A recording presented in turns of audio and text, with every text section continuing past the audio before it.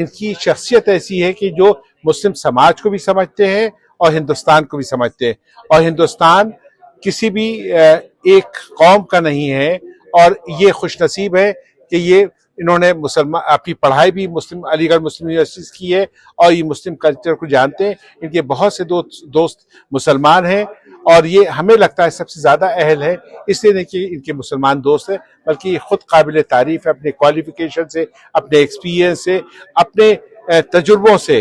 तो इसलिए शिवेंद्र तोमर साहब हमारे नज़र में सबसे ज़्यादा अहलियत के लायक निकले कि इनको ज़रूर इन्हीं को हम आगे रखेंगे दूसरे कौमों तक पहुंचने में और इस्लामिक वैल्यूज़ को आगे बढ़ाने में, इस्लामिक कल्चर को आगे बताने में। तो ये हमारी मदद करेंगे और ये टीम के बहुत अहम हिस्सा है। ये जो हमें अभिवादन का तरीका है, ये अभिवादन का एक तरीका है, बड़ा जिम्मेदार तरीका है, इसलिए मैंने कहा। देश की जो मौजूदा सियासी सूरत हाल है, पॉलिटिकल एनवायरनमेंट है, उसमें इस तरह की बात करने से आपको क्या डर नहीं लगता कि आपको नहीं लगता कि कई लोग आप ही के खिलाफ खड़े हो जाएंगे? नहीं, इसमें क्या गलत बात है? इसमें तो कोई गलत बात नहीं। अगर मैंने सलाम कर लिया तो इसमें क्या गलत बात है? तमाम लोग सलाम करते हैं, करना चाहिए, इसमें क्या बात है? सलाम, मैं एक हिंदू दूसरे हिंदू को सलाम करे तभी तो कोई बात होगी। अगर हिंदू मुसलमान को सलाम कर रहा है तो इसमें क्या गलत बात है? जैसे मुसलमान अगर हिंदू को नमस्कार कहता है तो उसमें वो खराब बात नहीं है, ऐसे ही हिंदू अगर मुसलमान को सलाम कर रहा है तो इसमें क्या खराब बात है? और मैंने तो आपसे कहा कि मैं चूंकि अलीगढ़ मुस्लिम यूनिवर्सिटी में पढ़ा हूं, तो मैंने तो ये आम व्यवहार में हमारे ये बात रहती थी। आपने हिस्ट्री क्रिएट की है, पहले नॉन मुस्लिम ऐसे मेंबर बने हैं जो इलेक्शन में खड़े हुए हैं। इस्लामिक कल्चर को बढ़ावा देना इसका मकसद है, कैसे बढ़ावा देंगे? जो मेंबर्स हैं या जो दूसरे लोग जो आपको सुनने वाले हैं, उनकी नजर से बताइए कि कैसे बढ़ावा देंगे। इस्लामिक कल्चर हो या कोई हिंदू कल्चर हो या कोई सिखिज्म हो, क्रिश्चियनिटी हो, कल्चर का मतलब ये है कि भाई कैसे हम दूसरे लोगों को साथ जोड़ें, और वो जोड़ने का तरीका एक ही है कि मोहब्बत के लिए, एक दूसरे की भलाई से। और ये जो पैगाम है सारे धर्म देते हैं, सारी कल्चर्स देती हैं। तो इस्लामिक कल्चर भी जब भी बढ़ेगी तो वो क्या कैसे बढ़ेगी? जब मोहब्बत का पैगाम देगी, लोगों के साथ जुड़ेगी। अगर मैंने एक एग्जाम्पल दिया, बात जिक्र आया कि अलीगढ़ मुस्लिम यूनिवर्सिटी का, तो वहाँ सब लोग पढ़ते हैं जाके, वहाँ तो जब स्टूडेंट्स पढ़ते हैं तो वहाँ बहुत सारे टॉपर्स जो होते हैं वो नॉन मुस्लिम्स होते हैं। और वो क्यों? क्योंकि वहाँ कोई ऐसा पक्षपात तो नहीं है। तो अगर ऐसी बात है तो ये कल्चर जब भी बढ़ेगी वो सबके लिए बढ़ेगी। लेकिन हमारे जो सियासी बयान आते हैं, जो देश की सूरत हाल है, ज्यादा बच्चे पैदा करना, CAA और उसी के साथ साथ मुजरा, मटन, तमाम चीजें हमने अभी जो हाल में चुनाव हुआ तमाम बातें सुनी है।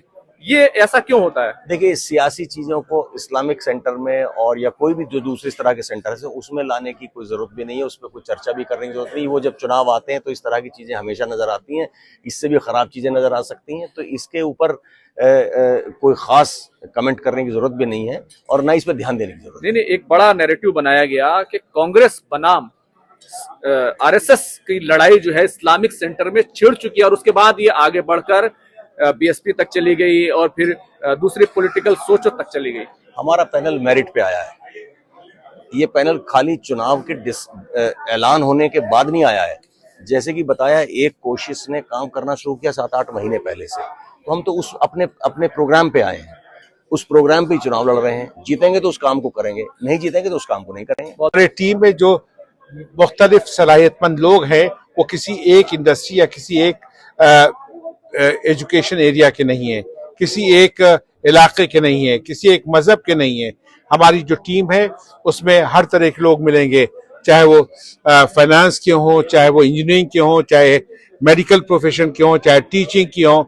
ऐसा गुलदस्ता कहाँ आपको मिलेगा? आप सारे पैनल को इकट्ठा कर लेंगे तो हमारे पैनल से मुकाबला नहीं कर पाएंगे।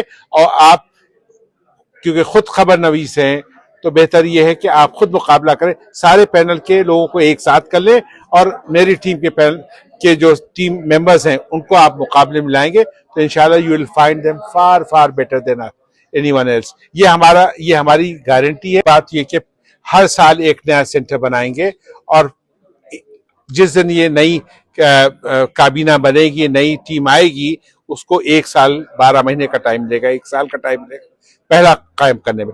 हम पहले 3 महीने इस सेंटर को दुरुस्त करेंगे, इस सेंटर को इस लायक बनाएंगे कि ये माँ का रोल प्ले करे ताकि नए बच्चे पैदा हो सके। और जब ये सेंटर ही इस लायक नहीं होगा तो नए एक्सटेंशन कहा।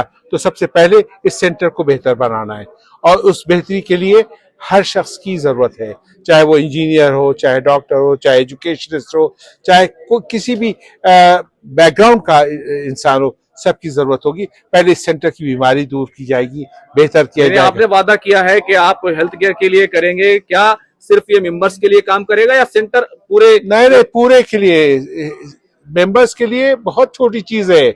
ये सेंटर पूरे कौम की सरबराही करेगा, चाहे वो हेल्थ केयर इश्यूज हो, चाहे एजुकेशनल इश्यूज हो, चाहे वो अनएम्प्लॉयमेंट इश्यूज हो। ये सेंटर गाइड करेगा पूरे कौम को कि किस तरह से अपनी हेल्थ केयर स्टाइल को बेहतर करें, अपनी हेल्थ केयर लाइफ को, अपनी लाइफ को बेहतर करें। और ये सेंटर गाइड करेगा। अस्पताल खोलेगा?